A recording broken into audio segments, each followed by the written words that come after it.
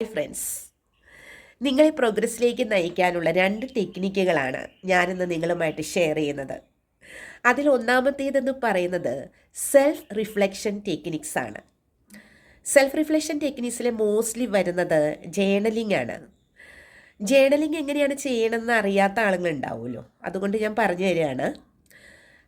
നമ്മുടെ emotions, feelings, thoughts, goals and mostly experiences ഇതെല്ലാം ഒരു ഡയറിയിലേക്ക് നമ്മൾ എഴുതി വയ്ക്കുക എന്നുള്ളതാണ്. ഇത് നിങ്ങൾക്ക് ഡെയിലി ചെയ്യാം.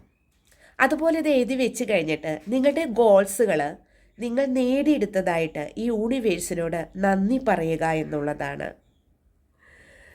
അത് എല്ലാ ദിവസവും ചെയ്യുക. ഇപ്പം നമ്മുടെ മനസ്സിലൊരു സങ്കടങ്ങൾ മറ്റൊരാളുമായിട്ട് ഷെയർ ചെയ്യുമ്പോൾ നമുക്കൊരു റിലാക്സേഷൻ കിട്ടില്ലേ, അതേമാതിരി നമ്മൾ എഴുതി വയ്ക്കുമ്പോൾ നമ്മുടെ മനസ്സ് ശാന്തമാവുകയാണ്. ഈ ജേണലിങ് എല്ലാ ദിവസവും മാക്സിമം ചെയ്യുക എന്നുള്ളതാണ്. തീർച്ചയായിട്ടും നിങ്ങൾക്ക് മാറ്റം വരും. നിങ്ങളുടെ ഓരോ ഗോൾസും നേടിയെടുക്കാൻ കഴിയും എന്നുള്ളത് ഉറപ്പാണ്. രണ്ടാമത്തെ മെത്തേഡ് എന്ന് പറയുന്നത് മൈൻഡ്ഫുൾനെസ് ആണ്. അതായത് നമ്മൾ ഈ നിമിഷങ്ങളിൽ ജീവിക്കുക എന്നാണ് അതിനർത്ഥം. ഇന്നലെകളിൽ ജീവിക്കരുത്. കാരണം ഇന്നലകളിൽ ജീവിക്കുമ്പോഴാണ് നമുക്ക് ബുദ്ധിമുട്ടുകൾ വരുന്നത്.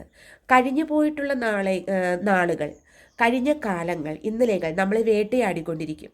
പക്ഷെ ഇന്നും നമ്മൾ അത് തന്നെ റിപ്പീറ്റ് ചെയ്യുകയാണെങ്കിൽ നമ്മുടെ ലൈഫിൽ അത് തന്നെയാണ് സംഭവിക്കുക.